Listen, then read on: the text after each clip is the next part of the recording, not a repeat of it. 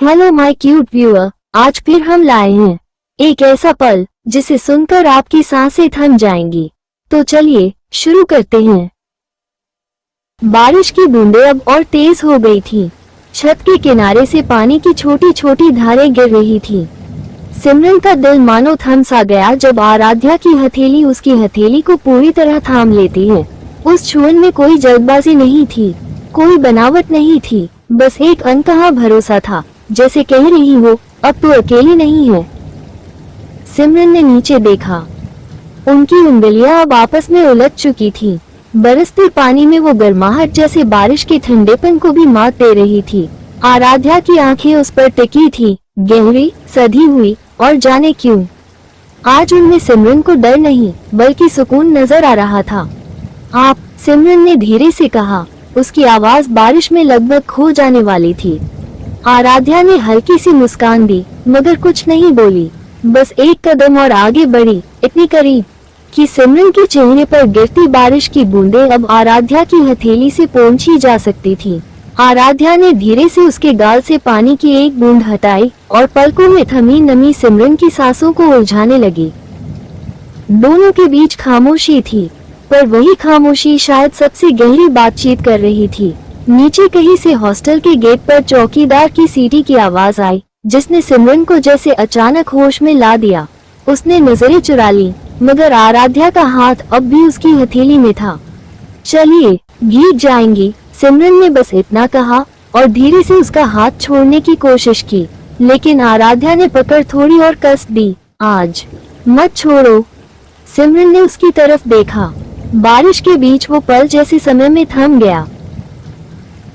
बारिश अब और भी गहरी हो चुकी थी। बादलों की गड़गड़ाहट जैसे आसमान को चीर रही थी, मगर छत पर खड़ी ये दोनों अपने ही छोटे से संसार में खोई थी। सिमरन ने एक पल के लिए अपनी उंगलियां ढीली की, लेकिन आराध्या का वो आज मत छोड़ो कहना उसके दिल में अजीब सा कपकपा गया। वो चाहकर भी हाथ नहीं छुड़ा पाई। आपको हमेशा ऐसे बातें करनी आती हैं जिनसे इंसान कुछ भी भूल जाए, सिमरन ने हल्की सी हंसी में कहा, मगर उसकी आवाज में छुपा कंपन साफ था। आराध्या ने हल्के से सिर झुकाया। उसके चेहरे पर बारिश की बूंदें अब छोटे छोटे मोतियों की तरह चमक रही थी। शायद क्योंकि मैं चाहती हूँ कि तुम अपने दर्द भूल जाओ। ये सुनकर सिमरन की पलकों के नीचे का सारा बोझ जैसे और भारी हो गया। उसने अपनी नजरें नीचे कर ली, मगर आराध्या ने उसकी थोड़ी हल्के से उठाई। मुझसे नजरें चुराकर तुम अपने आंसू नहीं छुपा सकती सिमरन। बरसते पानी के बीच वो एक पल दोनों की सांसों को और करीब खींच लाया, इतना करीब कि सिमरन को आराध्या की हर सांस का एहसास हो रहा था। उसकी गर्माहट, उसकी धड़कन, सब। आपको डर नहीं लगता इतनी करीब आने से? सिमरन ने धीमे से पूछा। आराध्या की मुस्कान हल्की सी गहरी हो गई। डर सिर्फ खोने का लगता है, और मैं तुम्हें खोना नहीं चाहती। बारिश में वो पल अब सिर्फ बारिश नहीं था, वो जैसे किसी अनकहे वादे का एहसास था। नीचे हॉस्टल के गलियारे में किसी के भागते हुए कदमों की आवाज आई, लेकिन न सिमरन ने मुड़कर देखा न आराध्या ने। दोनों बस वहीं खड़ी रही, हाथ अब भी कसकर थामे हुए। बारिश थमने का नाम नहीं ले रही थी, लेकिन उस छत पर दोनों के बीच का सन्नाटा अब किसी इजहार से कम नहीं था। सिमरन ने अपनी भीगी पलकें उठाई। उसकी आंखों में जैसे कई सवाल तैर रहे थे। आपको सच में लगता है मैं भूल सकती हूँ वो सब जो मेरे साथ हुआ? आराध्या ने उसके गाल पर जमी बारिश की एक बूंद को अंगूठे से हल्के से पोंछा। शायद मैं तुम्हें सब भुला ना पाऊं, लेकिन वादा है तुम्हें नए लम्हे जरूर दूंगी, ऐसे जिन्हें याद करके तुम्हारे होंठ मुस्कुरा उठे। ये सुनते ही सिमरन की सांस थोड़ी भारी हो गई। उसने धीरे से कहा, आपको पता भी है आपके एक शब्द से मेरे अंदर कितना कुछ बदल जाता है? आराध्या ने उसे बिना जवाब दिए बस देखा। वो नजरिया जो दिल की हर परत तक उतर जाए। फिर वो और करीब आए, इतनी करीब कि उनके बीच अब सिर्फ बारिश की हल्की सी ठंडक थी। सिमरन का दिल तेजी से धड़क रहा था। उसने अपनी नजरें झुका ली, मगर आराध्या ने धीरे से फुसफुसाया, मुझसे मत भागो, कम से कम आज तो नहीं। सिमरन ने पलकें बंद कर ली। उसकी उंगलियां अनजाने में आराध्या की उंगलियों को और कसकर पकड़ चुकी थी। बरसते पानी में वो एक पल जैसे थम गया था, जैसे दुनिया के बाकी सारे शोर उस छत तक पहुंच ही नहीं पा रहे थे। नीचे से किसी ने उनका नाम पुकारा, लेकिन दोनों में से किसी ने जवाब नहीं दिया, क्योंकि उस वक्त उस बारिश, उस छत और उन दो धड़कनों के अलावा कुछ था ही नहीं। नीचे से आती आवाजें धीरे धीरे दूर होती गईं, या शायद आराध्या और सिमरन ने उन्हें सुनना ही बंद कर दिया था। बारिश अब थोड़ी हल्की हो चुकी थी, लेकिन कपड़े पूरी तरह भीग चुके थे। आराध्या ने धीरे से कहा, चलो अंदर चले, वरना ठंड लग जाएगी। सिमरन ने सिर हिलाया, मगर उसके कदम बहुत धीमे थे, जैसे वो चाहती हो कि ये रास्ता लंबा हो जाए। हॉस्टल के गलियारे में पहुंचते ही हल्की पीली रोशनी उन पर पड़ी। भीगी बालों से पानी की बूंदें टपक रही थी और उनके गालों पर अटकी बारिश अब आंसू सी लग रही थी। आराध्या ने दरवाजा खोला और सिमरन को अंदर आने का इशारा किया। कमरे में आते ही सर्द हवा ने उन्हें और सिकोड़ा, तो आराध्या ने तुरंत अलमारी से एक तौलिया निकाला। बैठो, उसने कहा, लेकिन सिमरन ने तौलिया लेने के बजाय उसका हाथ पकड़ लिया। आराध्या, उसकी आवाज धीमी थी, लेकिन उसमें इतनी गहराई थी कि आराध्या ठहर गई। आज पहली बार मुझे लगा कि मैं अकेली नहीं हूँ। आराध्या का दिल जैसे एक धड़कन के लिए रुक गया। वो उसके पास बैठ गई, तौलिया अब भी हाथ में था। उसने धीरे से सिमरन के गीले बालों को सुखाना शुरू किया। सिमरन ने आंखें बंद कर लीं, जैसे उस स्पर्श में उसे एक अजीब सी शांति मिल रही हो। कुछ पल तक सिर्फ हवा की सरसराहट और कपड़ों से पानी टपकने की आवाज थी। फिर सिमरन ने धीमे से कहा, अगर मैं अपने डर तुम्हें दे दूं, तो क्या आप उन्हें संभाल पाएंगी? आराध्या ने उसकी ठुड्डी को हल्के से ऊपर उठाया। तुम अपने डर मुझे दे दो और अपनी मुस्कान अपने पास रखो। सिमरन के होठों पर हल्की सी मुस्कान आई, लेकिन आंखें अब भी भीगी थीं। इस बार बारिश से नहीं, बल्कि किसी और वजह से। कमरे की पीली रोशनी में उनकी परछाइयां दीवार पर पास आती जा रही थीं। आराध्या तौलिए से सिमरन के बाल धीरे धीरे सुखा रही थी, लेकिन हर लट के साथ उसकी उंगलियां थोड़ी देर ठहर जाती, मानो उस स्पर्श में कुछ कहना चाहती हो। सिमरन की सांसें हल्की हल्की गहरी हो रही थीं। वो बस चुपचाप आंखें बंद किए उस पल को महसूस कर रही थी। आराध्या का चेहरा उसकी ओर झुकने लगा, इतना करीब कि वो उसकी सांसों की गर्माहट महसूस कर सकती थी। तुम इतने पास क्यों आ रही हो? सिमरन ने फुसफुसाते हुए पूछा, आंखें अब भी बंद थीं।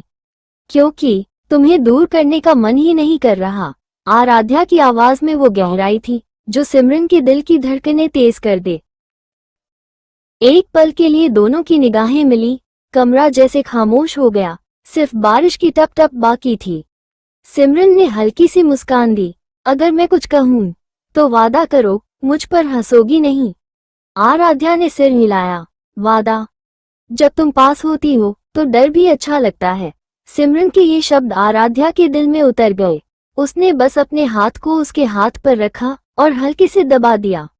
बारिश की महक, गीले बालों की खुशबू और इस खामोशी में छुपा इकरार, दोनों ने कुछ नहीं कहा, लेकिन बहुत कुछ कह दिया था।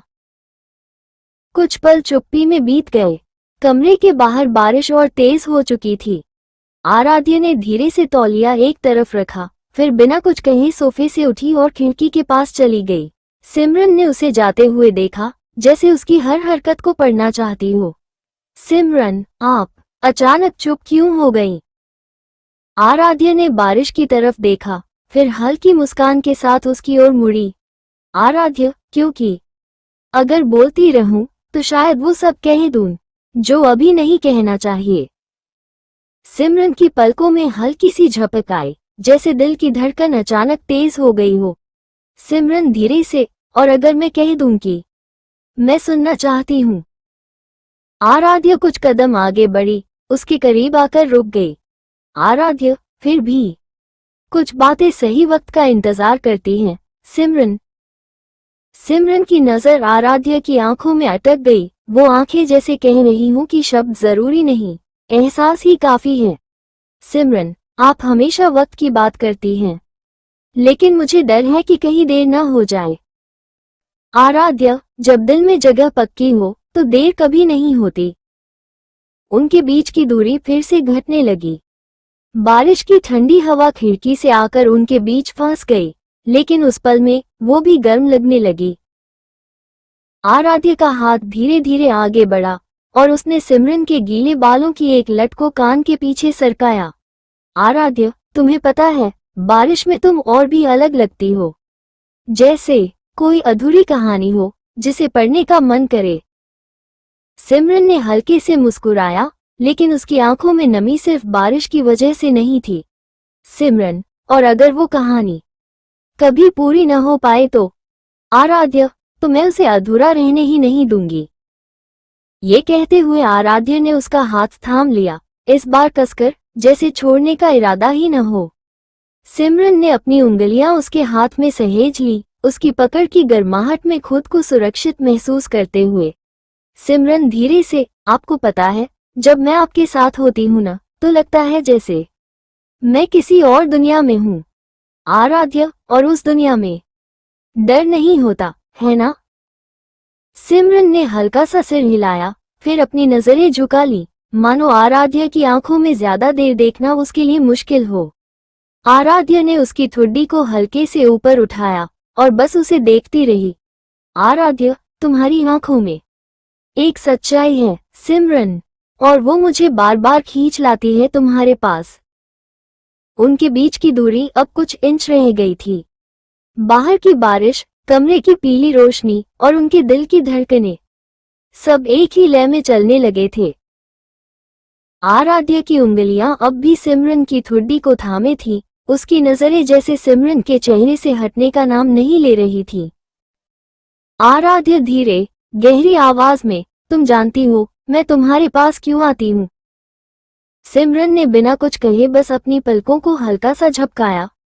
आराध्य ने उसकी ओर झुकते हुए फुसफुसाया, आराध्य, क्योंकि तुम्हारे आसपास मुझे अपना घर महसूस होता है। सिमरन का दिल जैसे धक से रह गया। उसकी उंगलियां आराध्य के हाथ पर कस गईं और उसने धीरे से कहा, सिमरन, फिर तो आपको मुझसे कभी दूर नहीं जाना चाहिए। आराध्य मुस्कुराई, लेकिन उस मुस्कान में एक अजीब सी कसक थी। उसने सिमरन की ओर झुकते हुए कहा, आराध्य, शायद मैं चाहकर भी दूर नहीं जा पाऊंगी। कमरे में सिर्फ बारिश की आवाज थी, जो खिड़की के शीशे पर थपकी दे रही थी।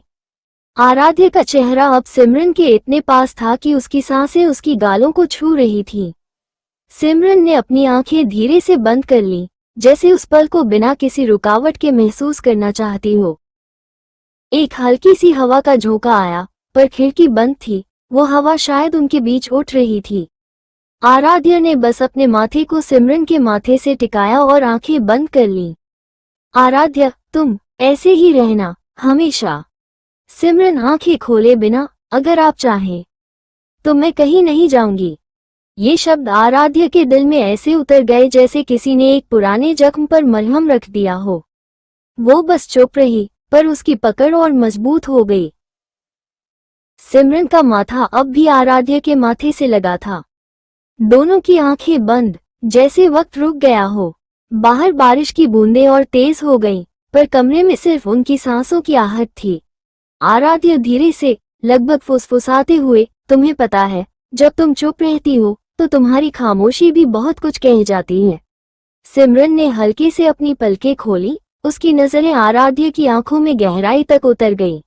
सिमरन, और जब आप देखते हैं तो लगता है मैं कहीं छुप ही नहीं सकती। आराध्य के होठों पर हल्की सी मुस्कान आई, लेकिन उसकी आंखों में एक अजीब सी बेचैनी थी, जैसे कोई बात वो कहना चाह रही हो पर कह नहीं पा रही। आराध्य, तुम्हारे पास आने पर मैं अपने सारे डर भूल जाती हूँ, बस एक डर बाकी रह जाता है। सिमरन ने भौहें हल्की सी चढ़ाई, उसकी आवाज थोड़ी कांप गई। सिमरन, कौन सा डर? आराध्य ने उसकी उंगलियों को अपने हाथ में थामते हुए कहा। आराध्य, तुम्हें खो देने का। सिमरन का दिल जैसे कस गया। उसने धीरे से अपना दूसरा हाथ आराध्य के गाल पर रख दिया। सिमरन, मैं कहीं नहीं जाऊंगी जब तक आप मुझे जाने के लिए न कहें। उनके बीच की खामोशी अब और भी गहरी हो गई थी। आराध्या की उंगलियां सिमरन के बालों में उलझ गईं और उसने अपनी नजरें उससे हटाई नहीं। दोनों की सांसें एक दूसरे में मिल रही थीं। बाहर बिजली चमकी, कमरे में एक पल को उजाला हुआ और उसी रोशनी में आराध्या ने धीरे से सिमरन के कान के पास झुककर कहा, आराध्या, अगर तुम्हें मंजूर हो तो ये पल हमेशा के लिए मेरा बना दो। सिमरन की आंखें भर आईं, लेकिन होठों पर हल्की मुस्कान थी। उसने बिना शब्दों के बस अपनी उंगलियां आराध्या की उंगलियों में कसकर फंसा दी, जवाब भी, इकरार भी। अगर ये कहानी आपको छू गई हो तो लाइक, शेयर और सब्सक्राइब करना याद रखें। अगले एपिसोड में मिलेंगे और भी चौंकाने वाले मोड़ के साथ।